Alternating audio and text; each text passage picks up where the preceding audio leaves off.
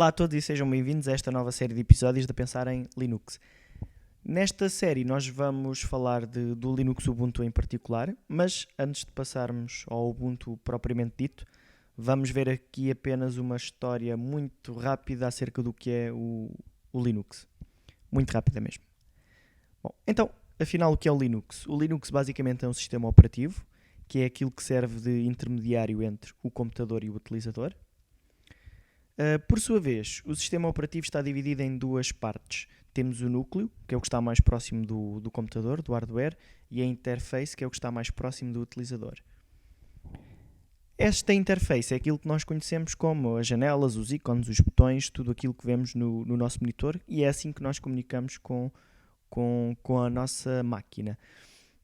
Hoje em dia, nós utilizamos a interface gráfica, apesar de há uns anos a interface ser apenas em texto. Em relação à palavra interface, há ali uma dúvida se é masculino ou feminino. Eu digo no feminino, mas podem dizer como entenderem. Em relação ao kernel, o kernel é aquela camada mais próxima do hardware, é aquela parte invisível que o nosso sistema operativo utiliza para comunicar com o hardware. Na verdade, o Linux é apenas o núcleo de um sistema operativo, apesar de hoje em dia se chamar Linux ao sistema operativo em si, apesar de haver pessoas que discordam disso. Existem vários sistemas operativos diferentes. Os mais conhecidos são o Microsoft Windows, o OS X da Apple e as várias distribuições de Linux, que já vamos ver o que são mais à frente. Em relação à história do Linux, este pinguim que aqui vem é a mascote do Linux, associada às várias versões ou distribuições de Linux, chama-se Tux, mas passando à frente. Então, voltando a 1987, havia um professor holandês, Andrew Tannenbaum, que criou um sistema operativo, o sistema operativo Minix, que era utilizado para ele ensinar aos seus alunos programação de sistemas operativos. Todo o código desse sistema operativo foi publicado num livro, em cerca de 12 mil linhas de código, e qualquer pessoa com esse livro podia escrever o código desse sistema operativo e executar o seu próprio sistema operativo.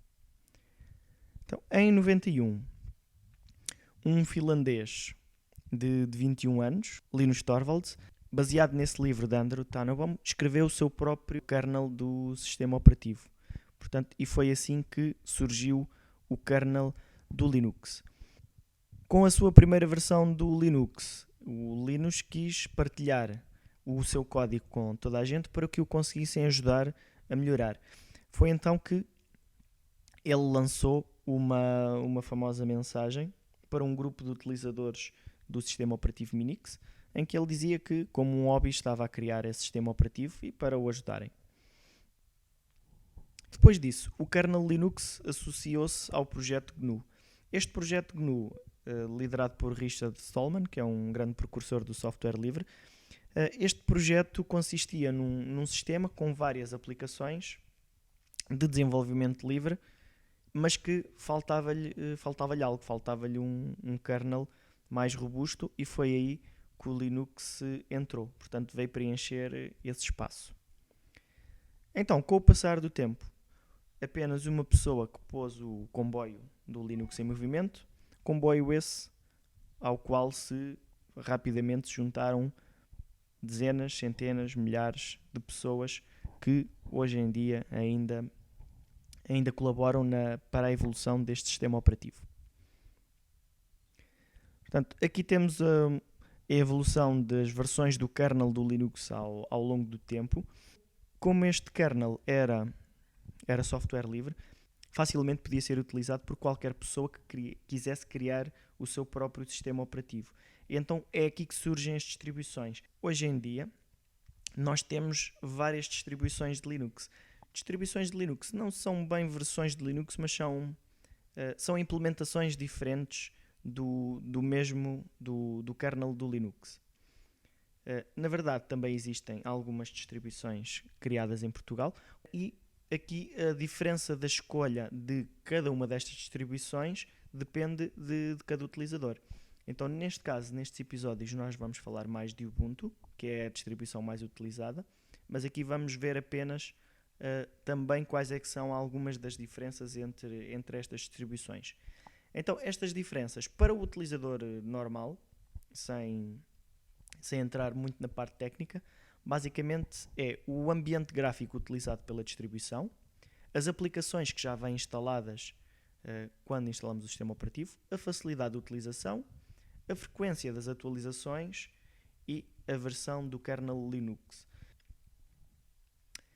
Então, em relação aos ambientes gráficos do Linux, qualquer distribuição pode utilizar vários ambientes gráficos. Aliás, qualquer utilizador pode instalar o ambiente gráfico que preferir.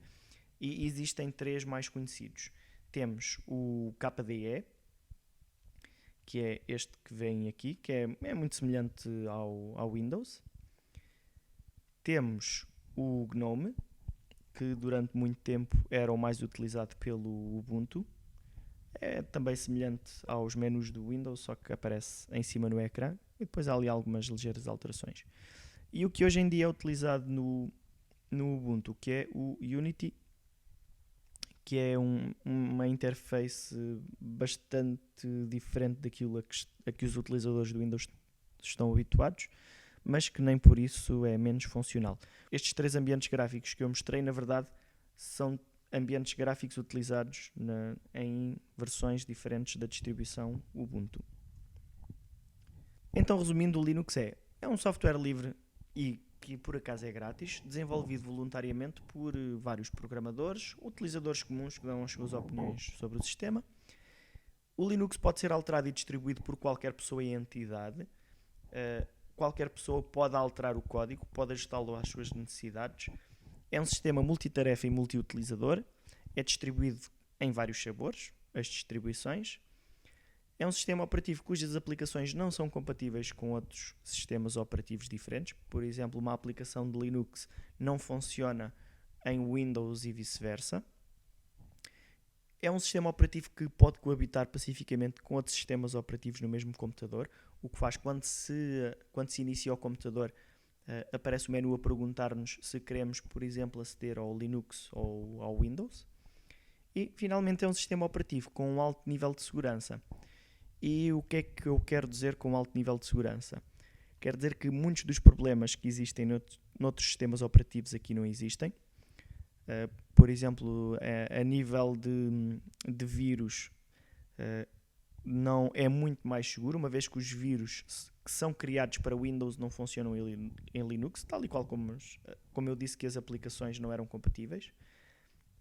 Uma vez que o Linux é muito menos utilizado que outros sistemas operativos, é muito menos provável que alguém se dedique a criar um vírus que atinja esses utilizadores. De qualquer forma, o motivo porque é mais seguro não é apenas esse. É também porque, como é desenvolvido por muitas pessoas, há mais pessoas que estão atentas a possíveis problemas na programação do sistema operativo, o que faz com que não haja tantas falhas de segurança. Então, e para concluir, e para reforçar este último ponto, Eric Raymond é um programador adepto do Linux que diz que given enough eyeballs, all bugs are shallow, que basicamente significa que quando há olhos suficientes a olhar para a mesma coisa, todos os pequenos problemas são triviais, ou seja, resolvem-se facilmente.